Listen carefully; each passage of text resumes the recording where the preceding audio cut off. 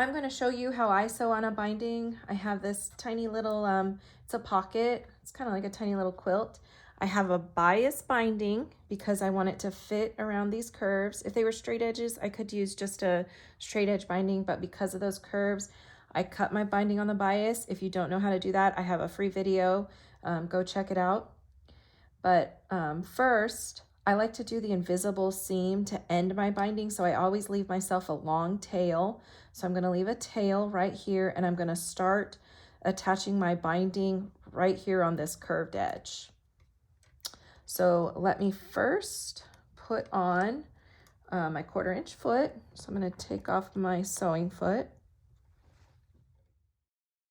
So I start down here by the curve because I like to do the invisible seam to start and stop my binding. I'll show you how to do that. But you need a long tail to work with. So I'm going to start sewing down here right by the curve. So drop your needle. And you don't need to do a back sew, a forward sew and a back sew on this because we're going to go back over it when we do that invisible seam. So just start sewing. No need to do a back stitch. So hold on to your threads and just start going along that curve.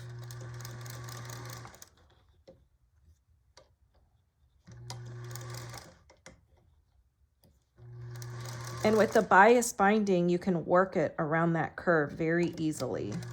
So make sure you're doing a bias binding for this and not a straight edge binding. If you don't know how to do a bias binding, I have a free video on that.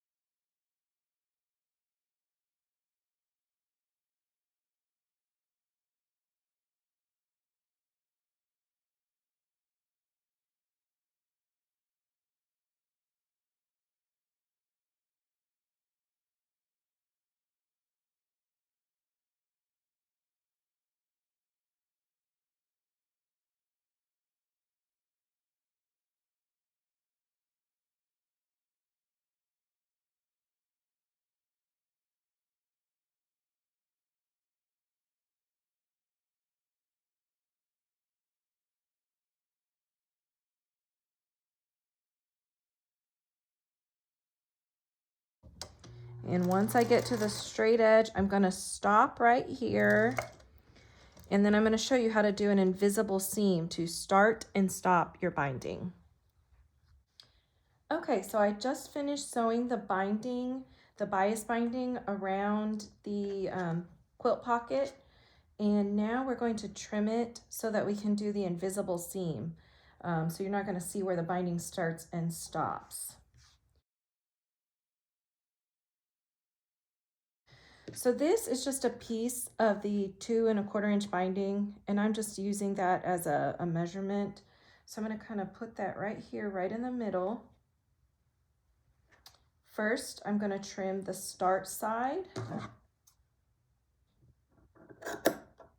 So what I'm looking for is a 2 1/4 inch overlap between these two pieces, the start and the stop of the binding.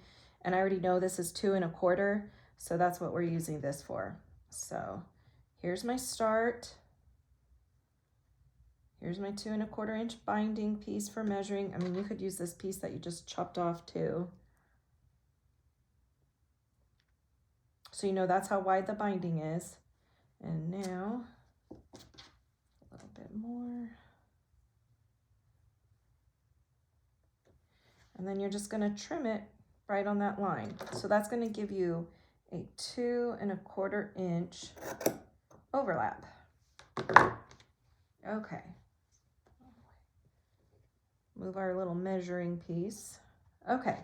So now what you want to do is you want to put these two together so that you form this invisible seam. So it looks just like where your binding pieces meet. It's going to look just like that, so you won't even be able to tell. So the first thing you do is lay it down, and you're going to lay it down so that your right side is facing up, and then you're going to take the other side and match it so that the right sides are together. So just like that, you're going to pin on the top and bottom, and then you're going to sew from corner to corner. And I'll show you what that looks like when we're done.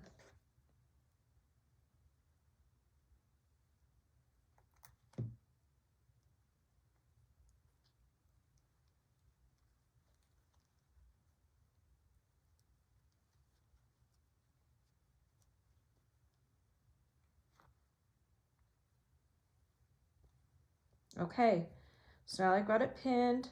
I'm gonna go over to my sewing machine and I'm gonna sew this line right here, corner to corner. I'm at my sewing machine. I've got my pieces ready to sew together. Got my 2 pins. I'm gonna sew this corner to this corner.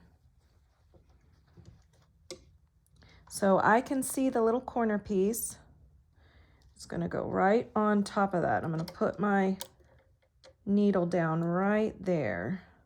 Okay, hold your threads, and now we're just gonna sew down to this corner.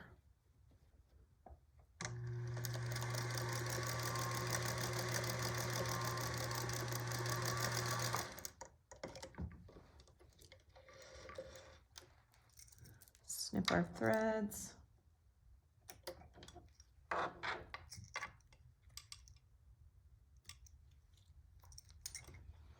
Okay, pull your pins out. Let's see if this matches up. So you're gonna have a little bit of bulk in there. We're gonna trim this and iron it open, but let's just make sure it fits before we trim it. Because sometimes you'll get them twisted or turned in a weird direction and you'll have a twist in there. You can always just undo it and line it up again. But this looks pretty good. Has that bulk in there, but we're gonna trim that out. I'm gonna iron open the seam and then I'll show you what it looks like. Okay, I just finished ironing open that seam. You can see the seam in there ironed open, folded back down, and it matches up. No twists or turns. And now I'm just going to stitch it down. And now I am going to use a little back and forth in here to kind of hold that down really well. So I'm going to go forward a little bit, hold your strings, go back, forward. Okay, and then just follow your 1/4 inch line.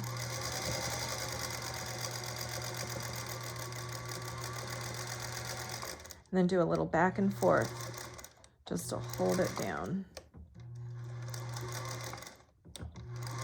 That's it. So now you have stitched your binding down with an invisible seam, so you will not even be able to tell where you start and stopped. So you flip it over and then just use whatever normal binding technique you use to stitch it down to the other side. Sometimes I like to do a decorative stitch. You can sew it by hand. This is going to be a pocket, so this is the inside of the pocket, so I'm not going to do that for this one. I'll probably just machine stitch it down.